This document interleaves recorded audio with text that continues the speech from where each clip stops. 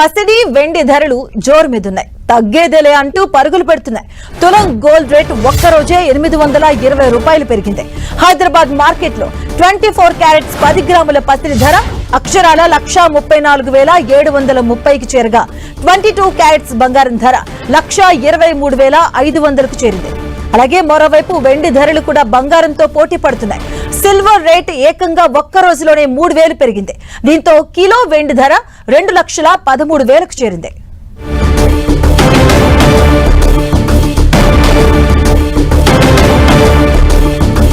ఇదే అంశంపై మనతో మాట్లాడడానికి స్టాక్ మార్కెట్ అనలిస్ట్ మాధవరెడ్డి ఉన్నారు. వారితో మాట్లాడదాం. నమస్తే అండి. నమస్తే అండి. నమస్తే అండి మ్యామ్. మనం చూస్తున్నాం 2 lakhs వరకు కూడా వెళ్ళింది వెండి ధర. అలాగే అంటే బంగారంకి ఈక్వల్ గా వెళ్తుంది. సో ఈ రైజెస్ ఎలా ఉండబోతున్నాయి అసలు?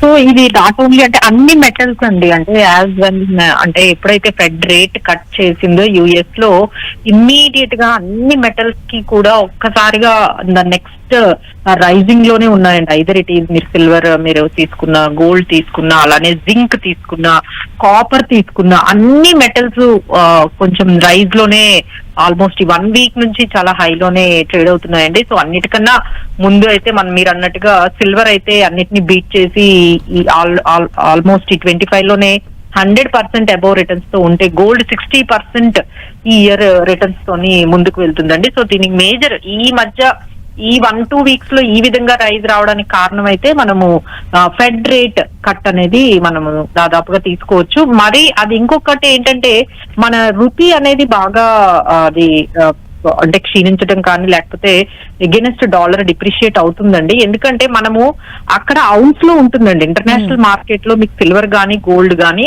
ఔన్స్ లో ట్రేడ్ అవుతూ ఉంటుంది. అంటే డాలర్స్ అంటే $4,200 పర్ ఔన్స్ అని ఉంటుంది. ఎప్పుడైతే డాలర్స్ ని మనం ఇండియన్ రూపీలో కన్వర్ట్ చేసుకుంటామో అప్పుడు 85-86 కన్వర్ట్ చేసుకునేది ఇప్పుడు 90.56 రూపీస్ కి మనము కన్వర్ట్ చేసుకుంటున్నప్పుడు ఇండియన్ ప్రైజెస్ ఇంకా ఎక్కువ కనిపిస్తాయండి. ఇంటర్నేషనల్ ప్రైజెస్ కన్నా ఇండియన్ ప్రైస్ కన్వర్షన్ డిప్రిసియేషన్ వల్ల కూడా గోల్డ్ ఇంకా ఎక్కువగా ఇండియాలో పెరుగుతుందండి. అంటే ఇప్పుడు 1,34,000 ఉందండి గోల్డ్. సో ఇది ఎంతవరకు రైజ్ అయ్యే అవకాశం ఉండొచ్చు అంటారు? 1,50,000 అని మేము అనుకున్నాం లాస్ట్ టైమ్.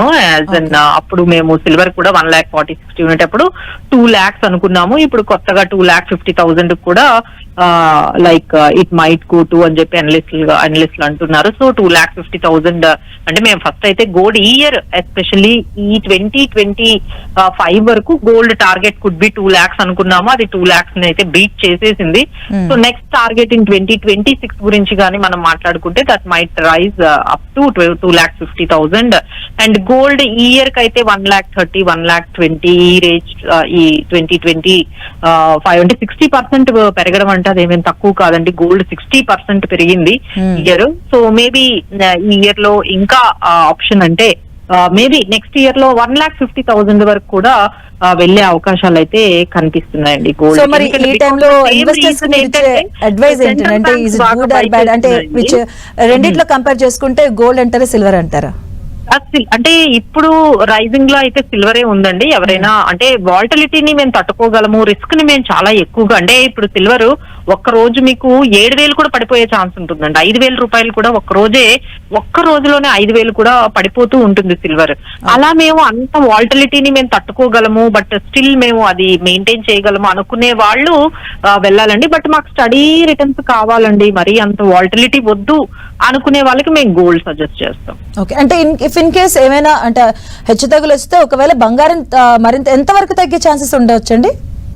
సో ఇక్కడ నుంచి తగ్గాలి అనుకుంటే మేబీ రూపీ అనేది కొంచెం బలపడింది అనుకోండి మనకి. అంటే రూపీ ఇప్పుడు 90.56 ఉంది. మళ్ళీ 89 గానీ ఆర్బీఐ యాక్షన్స్ వల్ల ఏమైనా వస్తే కొంచెం మనకి అక్కడ చేంజ్ అనేది కనిపిస్తుంది. సో అప్పుడు మేబీ ఒక 5,000 ఆ రేంజ్ లో మేబీ తగ్గొచ్చండి. But right now it will be the range of 1,25,000 అనేది మంచి సపోర్ట్ లెవెల్ గోల్డ్ కి. అంతకన్నా ఇప్పుడు తగ్గదు. మేబీ అక్కడ నుంచి బాగా 1,25,000 నుంచి సపోర్ట్ తీసుకుంటుంది. సెంట్రల్ బ్యాంక్స్ చాలా ఎక్కువగా గోల్డ్ ని బై చేస్తున్నాయండి. దాని కారణం మనకి ఇంటర్నేషనల్ ప్రైజెస్ లో గోల్డ్ పెరగడము, ఆ కన్వర్ట్ అయ్యి మన రూపీ డిప్రిసియేషన్ వల్ల ఇంకొంచెం పెరగడము, ఇది మొత్తం కలిపి మనకి ఈ విధంగా 1,31,000 కి వెళ్ళింది. But there is a good support at 1,25,000 and future లో మనము టార్గెట్ చూసుకుంటే 1,50,000 అనేది పెట్టుకోవచ్చు.